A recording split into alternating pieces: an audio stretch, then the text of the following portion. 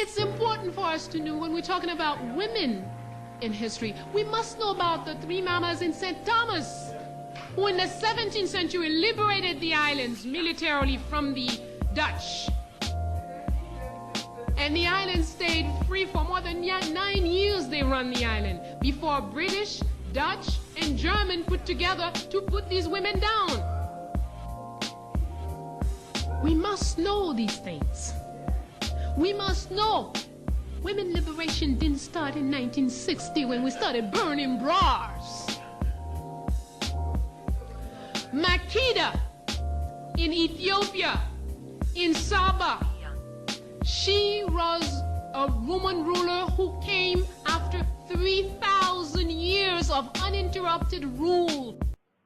Hey, Ma. Good morning, good morning. Good morning. How you feeling today? I'm good. I'm probably hitting you with the bedtime voice this early. Got you. So tell me about yourself. I know that you have a huge following. I know that you're funny as hell. I know that you are beautiful. And I know that you practice the Ifa tradition. So tell me who is Alafia? Well, thank you very much for all of your compliments. Who is Alafia? Alafia is somebody that's still trying to figure out who Alafia is. I think I'm constantly reinventing and on a journey. Like I have some fundamental essences that are the same, but this thing called life is just a ride of evolution. I'm a second generation practitioner. Both of my parents converted before I was born. And I was brought up as a Kuli kid, and then as my family grew and we got older, we transitioned to traditional Ifa when I was a teenager. So It's pretty interesting. What else? I love to laugh. And I think that part of that laughter comes with power because you can send messages through laughter and then things that resonate with people. And it seems like every other spiritual community had their own jokes, but us, we're very serious and astute scholars. And let's break it up a little bit because we do need moments of joy and laughter. Right. Absolutely. I agree. I know of all the traditions, Ifa is the most serious, and I do appreciate that, but I do agree with you. There has to be, we have to be able to break it up with some funky fun. So I really appreciate you and your whole platform and what you bring to the table. I know my primary philosophy when it comes to any practice, for any of us who are interested in Ifa or any ATR or ADR, I'm all about knowledge and theory before practice. Before anyone considers initiation or, wants to hop into doing anything, any type of work or things of that nature. I really feel like we need to throw ourselves into the theory and knowledge of all of our traditions before we, just jump into, I'm going to cast this at somebody. I'm going to mix this and, put some roots on somebody real quick. What is your primary philosophy? You know how we get down. Yes, and that's what gives all of the material for the funny that comes out of my Right. Exactly. So my question to you is, what is your primary philosophy when it comes to your practice? And what advice do you have for people who might be interested in learning more, getting into it, and that sort of thing? So I come from a very privileged space and having grown up in the community because I don't know what it's like to be somebody that's seeking out this space. And so I try to be really mindful about any advice that I give because that's not my experience. And what I will say is that logic needs to be its own religion. It's like you can't do open heart surgery without studying. So it's an opportunity for someone to really, like you said, dive into study first and get some theoretical knowledge, at least from the beginning. But everybody doesn't learn that way. And so for some people and for most people, I think it's important for them to have like a fundamental theoretical understanding of the faith. And then for other people, maybe for them, the learning process happens in action. But there are way too many people, like you said, that are jumping the gun and just jumping in and try to like, do root work on people. And this is like, I always have to caution folks against stuff like that, because if you open up a door you can't close, or you're not, doing stuff that you should be doing, and then it comes back to you, and you don't even have the tools to be able to mitigate that. And so it's just, and I feel like you have to do what makes you your highest and best self. So any religion that is not on that path to make you your highest and best self is something that you don't need to mess with anyway. I don't even think religion is necessary to have a relationship with God. Right. Absolutely.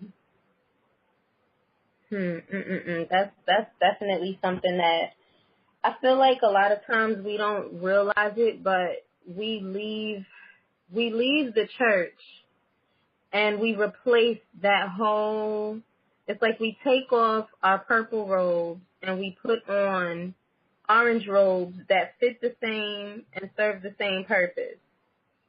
So we have changed suits, but we still look like we're waiting for the return of a savior, or we're looking for people to spoon feed us answers and information when, like you said, we can jump in and learn ourselves, or we can, take our time and really get into the understanding of what it is we want to understand, and really get into our own power, tap into our own power. And I feel, I don't know if the word is anxious, but maybe the word is excited for the day that more of us decide that we're going to go ahead and, accept our power and utilize it in ways that take us from one paradigm to another. Oh, absolutely. Absolutely. I love your metaphor about taking off one robe and putting on another, because it's what people are used to. And this religion is not for people that are comfortable. This religion is going to challenge you. It's not for folks that are not deep thinkers. It's really not. It's like if you are somebody that needs to be spoon-fed, then there are plenty of religions out there. But this learning journey and this faith never stops, and you will never be spoon-fed all of the information that you need. It takes a certain level of agency on your part as a devotee to continue to study. And some people plateau at a certain place, and then they just get comfortable in their rhythm, and that's fine. But fundamentally, this is always a learning process, and you have to be of the mind to understand that you are continually learning throughout your life in this practice. Right, and that's the next thing I wanted to kind of get into, becoming a devotee and establishing yourself as an initiate. That seems to be a trend nowadays. For people who are fairly new, like I've seen sisters, because I don't know if you know this or not, but I don't add men as friends on social media, because my focus is on women, and I don't want to be distracted by, not in a bad way, because I love my brothers, but I just don't want to be distracted with that energy when I'm focusing on the healing and development of women in the ways that I can, right? And so I see a lot of sisters who may have just heard about African traditional religion a week ago come in and state that they want to be initiated, and they want to know how they can get a godparent. Like, the literal language is, where can I get a godparent and how can I get initiated? And I know you just crossed Alpha Kappa Alpha, so congratulations on that. You're very welcome. But if you've ever been initiated into anything, you know that it's not something that you just you go around saying, how can I be down with y'all? You know what I mean? It's almost like You know what I mean? Great Like, word. Yes. you got to come with a certain kind of mindset, a certain kind of humility, a certain kind of heart.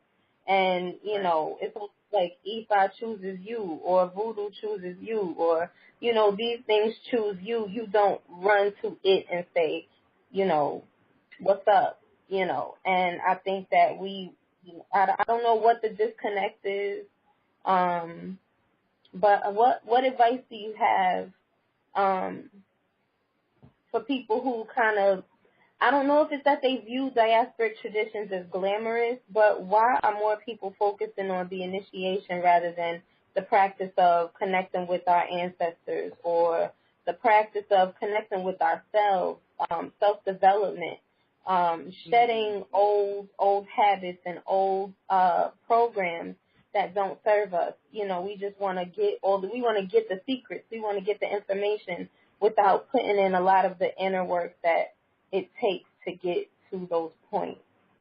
Right.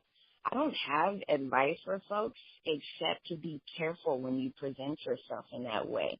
Because when you present yourself in that way, you open yourself to a lot of predatory practices. Like, we are not exempt from scammers. We are not exempt from folks who take advantage, from even sexual advantage. We're not exempt from that. So when you come from a place of where can I find godparents and get initiated, it's like, you know, that's wonderful that you're ready to dive right in, but it's also a red flag that there's this, you know, that I am just super open. And that is something that I caution particularly women against all the time. Because I don't believe that religion is the epitome of having a relationship with God, I always tell folks, have conversation with self, develop self. Because when you stand before God at the end of your life, it's about the culmination of who you are as a person versus what religion you practice. And so that self-development is it's the beginning and the ending. And it's like initiation is not for everybody. And then I really get upset with people in my community that try to communicate that, because initiation is a cash cow. It is ceremony. We are definitely no different than, you know, some of the mega churches out there that, you know, are bringing in all these funds. And it's just like, I caution folks to just have the wherewithal to, at least if you're ready to dive in, to just do the same kind of investigative work if you were looking at, you know, a job, or if you were looking to date someone. Date this religion first, you know. Have some experiences, ask a lot of questions, be discerning, because jumping right in is beautiful, but it only works when you have a trustworthy support system in that process. That was put so beautifully, and that's a conversation that I actually have had with one of my elders, and I mean it with no disrespect, but just speaking about it honestly, it's like it is a lot like the church now, and we are so used to that example and the way that whole system is set up, where we tithe and we offer and we give our money. We give a lot away to receive spiritual food and, to feel good for a little while, like it's like, even though there's no choir and there's no, no music there to kind of bring you into that state of mind, it's still the spirituality aspect is still not absent, even if you have someone who is, out to get your money. The spiritual aspect is still going to be there because that's what you're seeking. So if that's what you're seeking, you're going to make yourself feel it. But, I think that the changes, like to come out of that mindset, that kind of church mindset is going to take more of us, especially younger people, calling out the like you said, the predatory practices within all of these different faiths. Yeah. And you always have to accept that they're always going to be there. There's never going to be a time in human history where greed is not present. It's not present. And so with that in mind, we just, particularly as practitioners of an African traditional religion, we need to have more folks that know better, and doing better in public. We're in a social media generation. And so it's like unfortunate, but there are a lot of really like just downright folks that got stuff going on with them, folks that are not right, and folks that are on these platforms that are just out of their minds. They just have to talk a whole lot louder than folks that really have solid knowledge. And so I've been having this conversation with my peers. It's like we can't shame folks for being victims of some of this stuff because we haven't said anything. We haven't said this isn't right.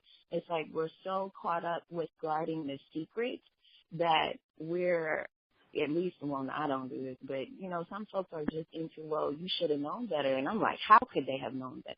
How could they have known that this wasn't right? Right. You know, it's just, we've got to, especially as younger generations of people, because we are the future of this faith, we have to take some kind of responsibility in the way that we present ourselves and the way that we and the way that we decide what the future of this faith is going to be.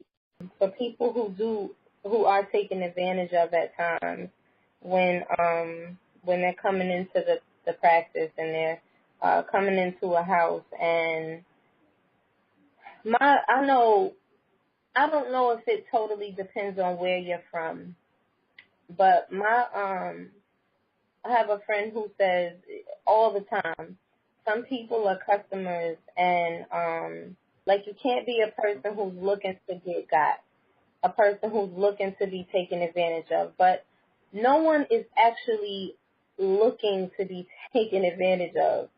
You know, nobody is asking for that to happen. But it's almost like that you have to have a certain level of discernment when it comes to scenarios where, you know, you're being asked to pay a certain amount of money for certain things, which is fair. You should pay for, you know, for the work that you're getting done. But, you know, really pay attention to the amounts, pay attention to how frequently you need to be worked on, and, you know, all that sort of, you know, those bits of, those clues, those flags, those things that kind of make you go, but you don't pay attention because you are still a person who is learning, you know, a person who is trying to figure it out. But I want to kind of switch gears. I don't want to keep harping on that. I want to go to some stuff. If you have time. So we're not a poor man's religion. We're not. The things cost. Right. And in that cost is sacrifice. In that cost is ashe. And people ashe cost a different amount. But if somebody is asking you for money out the gate, not for readings, like for readings and consultations, it absolutely makes sense because you would pay for a consultation with an attorney. So why wouldn't you pay for a consultation with a diviner?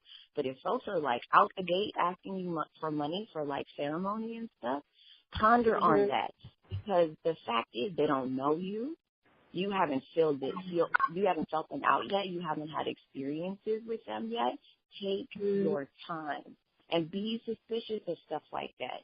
If it's money immediately before getting to know you, like someone recently talked about how some person that they had met was asking them for half the money before they even joined the Ile, and I was like, as a prerequisite, that doesn't make sense. If Ile is a family, that's your spiritual family. Their top priority should be getting to know you and seeing if you fit, seeing if you are someone that would be a benefit to that spiritual family before asking you for money. It's like you'll be in that Ile doing work. You'll be learning things. And so it tripped me out because she, you know, went with the God in her that said, pause. You gotta look at this. And so I caution everyone and ask questions. If somebody gives you a number, you should be empowered to know what that is. It's like when you go to the mechanic. Okay, parts cost money and labor costs money. If we understand that concept and mechanics can be transparent about that, then we as diviners can also be transparent as well. Animals cost money, supplies cost money, labor costs money. So just be transparent, and then you don't run into that same kind of stuff. And then it empowers you as a consumer of those services to say, where are the cost savings? Or I can't afford this. And then another thing, don't let anybody fear-monger you into believing that something has to be done right then. Because if it does have to be done right then, if that is the mandate of Ifa and you cannot afford it, then it is up to that diviner to provide it for you in some other capacity. Because the ashe comes and the blessing comes to that diviner later for allowing, okay, this person needed this and couldn't afford it, so we did it anyway because it's about the soul of this person. Right. So if you can pay. If you can't, there are ways to make it work. And then also, if they're talking about you just can't get it done because you got to pay for it, then you ask your Orisha to send you the money to be able to get it done. Absolutely. And I love how you put that. This is not a poor man's religion. Like, you can't, and life is not a poor man's experience. Even though we have different, income levels and all that, we all have to live here. We all have to pay for services. We have to pay for goods, and there are no exceptions. And, even if it's $1, that's from the diviner to you, back to the mat. It's still money. Right. That's right, I say.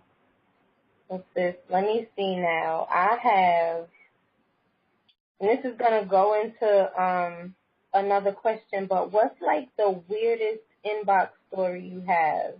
Like the craziest request you ever got? Like somebody asking you, just some wild stuff on, I don't know how to get off the internet for a minute because somebody in my inbox asked me to sell them my menstrual blood.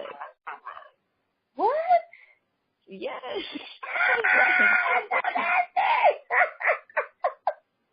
That is so gross. You ever see something and it shocks you so bad that you get the shakes and you just got to close your laptop like, ooh, what was that? Oh, my goodness. Really? What did they want it for? It didn't give any explanation, and I didn't ask no questions. I was like, ooh, banned. Ooh. Nope. I might have said for how much.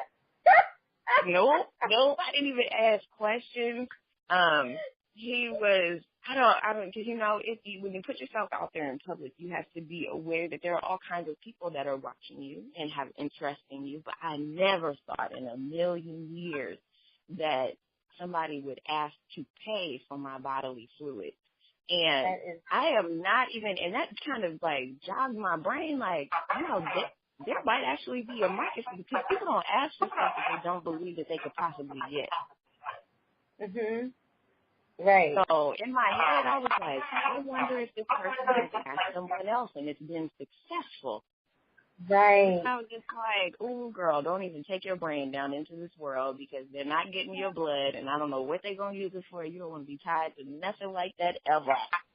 Ever. I might send them some chicken. That's why I have nightmares for the rest of your life or whatever they've done.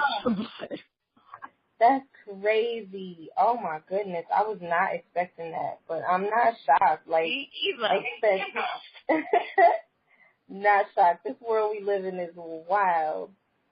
It's like the questions are probably going to get wilder than that. Oh, my goodness. So, and it was a man? Wilder. Yes, a man. Or at least male presenting. They presenting themselves as a male, and I am assuming that presentation is true. Okay, and see, stuff like that has me so afraid of, like, ever having to go back into the dating scene. Because it's like, when you come across enough people who, kind of, you can see the imbalance in their eyes, and then once they talk about it, you can hear the imbalance in their words. Like, it really throws me, and I feel for my sisters who are like But I understand too that you can really manifest any kind of partner you want when you decide to do it. Right, and when you are ready for that manifestation, a lot of times right. we'll ask for. I use this metaphor sometimes, but it works regardless of the gender dynamics. Like people want to be Beyonce, but don't want to be Jay-Z. Mhm. So That's it's just the like, fact. if this is your ideal, this is what you want, and you have to work on self to be at a level to be able to receive and maintain a partner like that. Right. Exactly.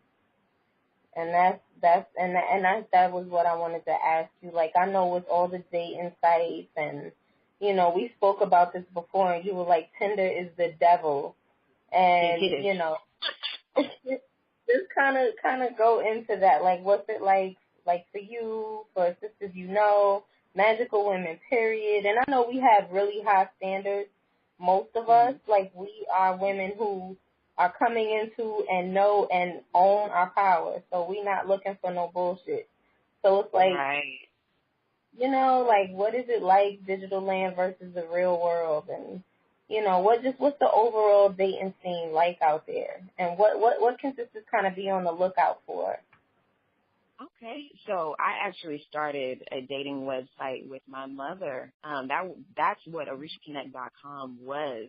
And even though we had I think we were up for about a year, we had like a 750 member pool. We couldn't get our members to talk to each other. Everybody's just looking. Nobody's really talking because there's a level of, you know, discomfort and kind of fear, because it's like when you're in that spiritual state, you're also in a spiritual state where you know that people don't always do right by each other on a spiritual level. And so Right. Rich Connect, we shut it down because we were like, it's costing us, and we're not, you know, seeing folks interact in a way that would, you know, benefit and for us to feel like, okay, we've got to keep this going. But we're working on relaunching. And I created that website, the idea for that website, because it was so difficult to date. It was just so difficult to explain. Like, I want to be with somebody where I do not have to tell them why my car smells like chicken. Okay?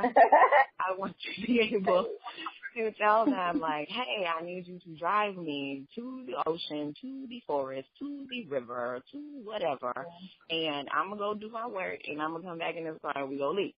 Okay? We need to drop off this boat. We need to do all of this stuff. And so it was just really difficult to find a partner that respected this faith and also respected my position in the faith. And so that was difficult, and that's why I decided that I wanted to make First Connect a dating website. And so after that, I've just, you know, digitally dating has been a huge part of my dating experience in general, because I've been to 8 different countries. I've studied abroad, traveled, and things like that. And so being able to find a partner was always a lot more easy online, because I was able to take my time and really feel somebody out, at least, you know, on a pen pal level kind of thing. But it's just, we're in a world where folks are seeking immediate satisfaction, and we're also in a world where, at least in my experience, that people think you're supposed to click right away. That clicking means like that's the person for the rest of your life. And it's not true. That's like even couples that have been together 25 years, they work on each other. It's like there was a spark, and they decided to feed that spark, to have it continue. You know? And so it's just, they didn't stop dating each other. And dating as a spiritual woman, as a magical woman, is hard, because you have to be discerning. You can't share your energy with everybody. You really can't. It's like your cup will be empty, and then who will refill it? How will it be refilled? What will be in the refilling? You see what I'm saying? So it's just like, it has to be a situation that not only feeds someone emotionally, not only feeds someone physically, but also feeds them spiritually. And it's something that we in this realm, in this sphere, have to constantly be aware of. And it's like, it's hard. It's hard. But it's not impossible. It's not impossible. You just have to take the same precautions that you would in person if you do date online, and then not put a rush on yourself. There's definitely a cultural dynamic just in the diaspora period, just all over the world, that women have to find a partner by a certain age. That women have to rush themselves into procreation. And then, so I'm in my 30s now. And so being in my 30s, I see so many of my girlfriends, my sister soul friends, that are rushing into relationships because they are at a pinnacle point in fertility. Mm-hmm. And it's just like, it's hard because men don't have those same kind of pressures. They can decide, even if their sperm gets old, they can decide to have kids at 70. Right. Yep. And we put a lot. Mhm. Yeah, we put too much pressure on ourselves, I think. And I know there's this sister I know who she reminds me so much of myself at her age.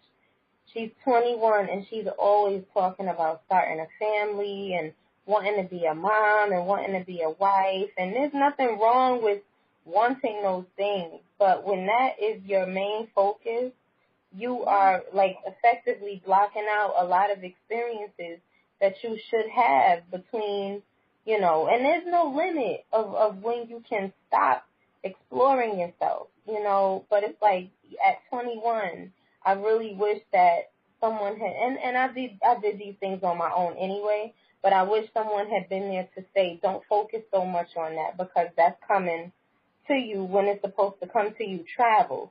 Go see the world. And I did. I traveled a lot in my 20s. I saw the world in my 20s. I went to different Caribbean islands. Coming up, I lived in a lot of different places. And it's just, if I had heard more of enjoy yourself, explore yourself, I probably would have done a whole lot more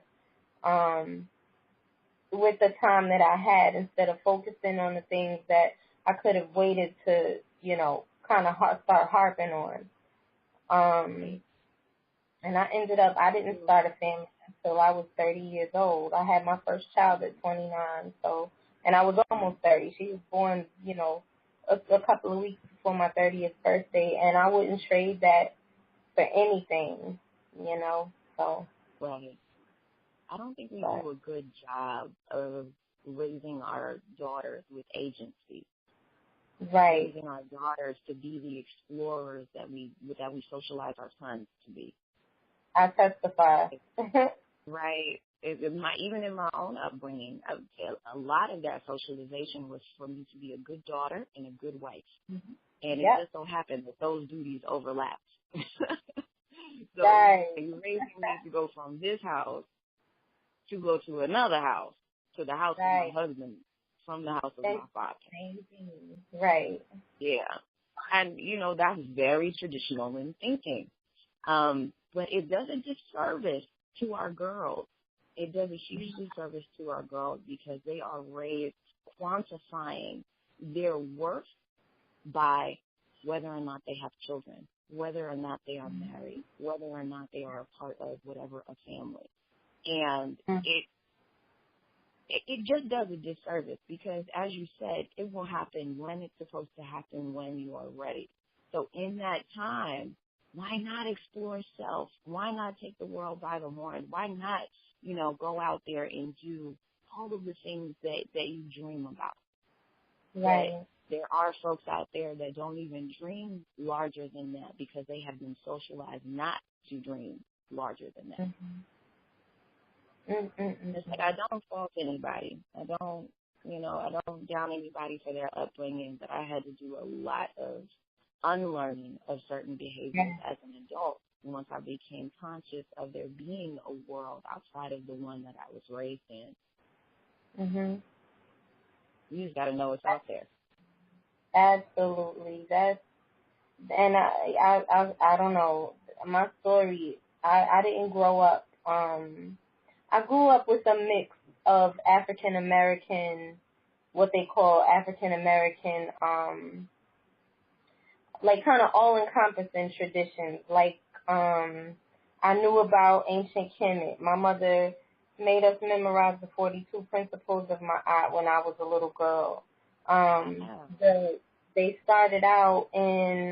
parents started out they took us to church, and as babies, we had way too many questions. Like, who is the Father, the Son, and the Holy Ghost? I don't understand how three is one. Like, this is us at 5 and 7 years old. So they took us out of, and my parents were not very, like, religious people. They weren't into church at all. They just wanted structure for us. And so they took us out of the church, and then we went into Sunni Islam. And that wasn't they didn't feel comfortable there, so then they went into the Nuwapian nation. And then a minister said something negative about Malcolm X, and my father was like, fuck this. And so he took us out of that and put us into the Nation of Islam. And that's what I grew up in. So I grew up in a very strong Nation of Islam Muslim household. So I got a good mix of things from my parents and my friends' parents and my friends, but, I was conditioned, like you said, to be a good daughter, a good wife, and a good mother. So by the time I got to that part. Right, exactly. So by the time I got to college, and I'm looking at all these different women from all these different backgrounds around me who were all about, self, and we going to the Dominican Republic this weekend on a, art study tour, or we're going to, Florida, we're going to Miami just to party, and I'm like, I don't understand that life. I wish I did. And so, I kind of watching separated. From the sidelines, like, ooh, right. What are they doing? Like, what are they doing? Right, these free women, these free girls whose parents didn't raise them to be the way my parents raised me to be. And I was like, you know what, I'm wild at heart. Let me go ahead and do that for a while. And so that's what I did, and I really encourage, like, self-discovery. That's so beautiful. That's so beautiful, because there's nothing wrong with, the tenets of being a good child or a good wife or a good mother. But there's so much more than that. And we need to edify our girls to understand that there is more to that, and there is no one idea of being a woman. There's no idea of there's no one box that we'll all fit in. And some of us are not meant for that route. I say, thank you, sis. I want that to be, all of ours. I want everyone to come into that free of heart, free of spirit, free of mind, kind of mentality, not even mentality, but just way of being. But tell everybody where they can find you, where they can reach out to you and access some of the information that you provide. I know I found you on Facebook, but I know you have other platforms. So just Facebook and Instagram. I haven't really gotten Twitter down, so I'm not as social media savvy as I probably should be. And that's because there's a lot to manage. There's a lot to manage, and it's like, it's the jokes and stuff, they come from like the day-to-day experiences that I have. Some days I don't have anything that's funny going on, and some days that I do. And so I try not to set the expectation that there's going to be this super constant, concentrated flow of information. And I'm also very mindful about how much of myself I put out there. So Facebook and Instagram are the same. And fortunately, my birth name is one that resonates throughout all the sects of Orisha worship. And so when you look up Alafia, as it is, I will pop up. Beautiful. All right, Mama, thank you so much for gracing the Nine Minds radio show with your presence. And you're welcome. Whenever you're ready to come back on, you just let me know. Oh, you know it, because we got to talk about dating. We got to talk about this invisible competition that they have women socialized to believe that we can't share space and support. I snuck out that idea with my whole heart. Can't do that. Yes, we got to support each other. That's, to me, and there's a sister I interviewed who her slogan is, sisterhood is my religion. And so that's something that I have worked very hard to make sure that I keep that at the forefront of my mind when dealing with other women, with other sisters, because we are all in this together. You know, Right. we all I don't know if people notice, but I always, all of the women that are, or female presenting folks that are on my page, I always say sis. I don't call the dudes my brothers. I don't know. I'm a little iffy about all that, but my sisters, my aunties, my yas, like, just to honor and recognize women, because we have a whole lot to go through, a whole lot. Yeah. It is just like, even within this space, you know, just being pressed, being oppressed, being, you know, it's just, there's so much. And so the last thing that we need is to be bickering back and forth, is to be fighting for space amongst each other. Because, I mean, we have an entire planet to uptake, so there's space for everybody. There's a whole spiritual realm that has us in it. So why are we fighting for space when we could be edifying each other? That's beautiful, Mama. Yeah. Well, thank you for having me. I really appreciate the invitation. I was listening to Elizabeth Ruth. Oh, her piece was great. I love her. She's hilarious. It's like I follow her on social media, and I'm just like, she's so hilarious and so down to earth. And I'm just like, oh, I admire her incredibly. Yeah. Yep. She. I see. That's a woman who her business and the way she handles herself and the way she carries herself is all. I'm very inspired by her grind and her hustle, and not so much grind and hustle, but her business savvy. You know. Right. So. Yep. But Mama, I'm not gonna hold you. I know you got things to do. Thank you so much. I love you, and I appreciate you. All right, baby girl. Take care. Take care. Bye-bye. Bye-bye. Thank you for listening to the Nine Minds Radio Show. We're going to cut to a quick commercial break, and we'll be right back with our episode. Now, I know Urban Essentials has everything the skin needs. Let's talk about it. Absolutely. We carry organic and natural handcrafted bath bombs, body butter, soaps, and infused oils. We also carry handmade earrings and Zodiac cuffs. You can find Urban Essentials at urbanessentials.us on Facebook, urban_essentials.us on Instagram, and Urban, this one is spelled URBN_essentials on Twitter. All right. Thank you so much, Nick.